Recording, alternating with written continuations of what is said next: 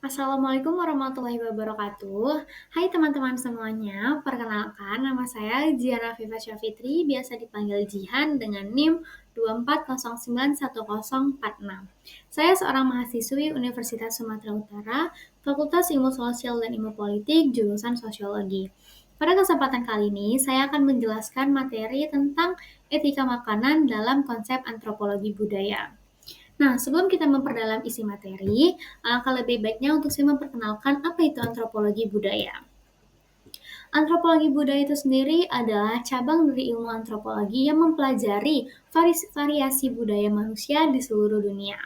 Adapun beberapa contoh antropologi budaya yaitu studi ritual, pengamatan kehidupan sehari-hari, penelitian tentang makanan, analisis bahasa, dan juga studi perubahan sosial. Nah, makanan tidak hanya penting untuk memenuhi kebutuhan makan manusia saja, namun makanan juga terkait dengan eratnya kebudayaan, organisasi sosial, dan kepercayaan masyarakat. Makanan tidak akan memiliki makna tertentu, kecuali makanan itu dilihat dalam kebudayaannya atau jaringan interaksi sosial.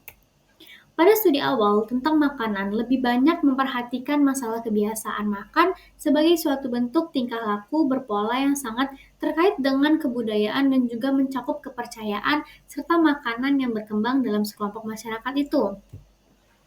Perkembangan makanan pada setiap budaya ini menjadikan konsep makanan berbeda dengan nutrimen, seperti yang dikatakan oleh Foster dan Anderson pada tahun 1968 bahwa nutrimen yaitu konsep biokimia atau suatu zat yang mampu untuk memelihara dan menjaga kesehatan organisme. Sedangkan makanan atau food adalah suatu konsep budaya atau sesuatu yang dimakan dengan pengesahan budaya.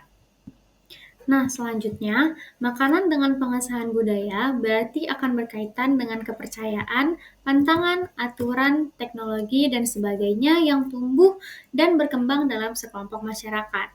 Sehingga menjadi kebiasaan makanan yang menjadi ciri khas kelompok masyarakat dan yang membedakan dengan kelompok masyarakat lainnya.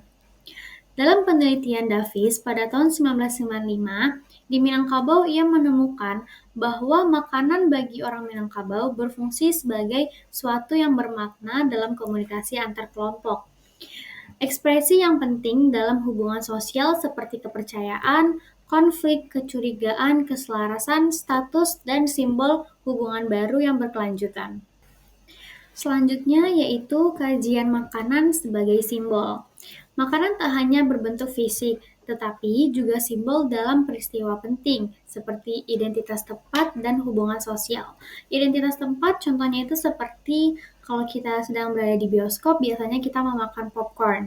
Kalau kita di tepi pantai, kita minum air kelapa.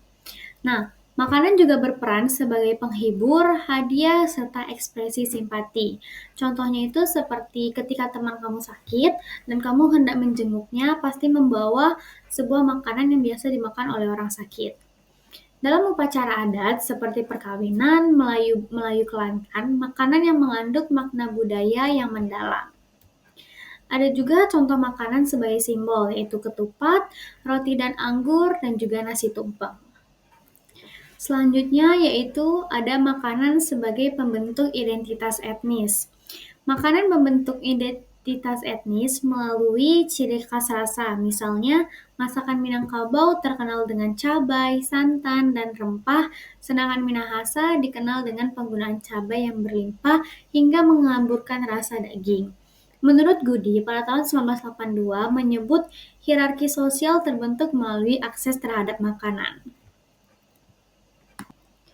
Nah, ada pula kesimpulan dari materi yang saya paparkan, yaitu etika makanan dalam antropologi budaya menunjukkan bahwa makanan tidak hanya kebutuhan biologis, tetapi juga sebagai simbol sosial dan budaya yang mencerminkan identitas, hierarki, serta nilai suatu masyarakat dan berperan penting dalam hubungan sosial dan ritual.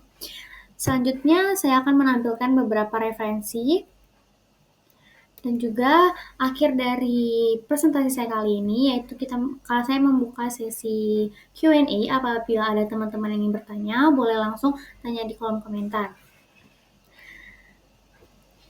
Sekian dari saya.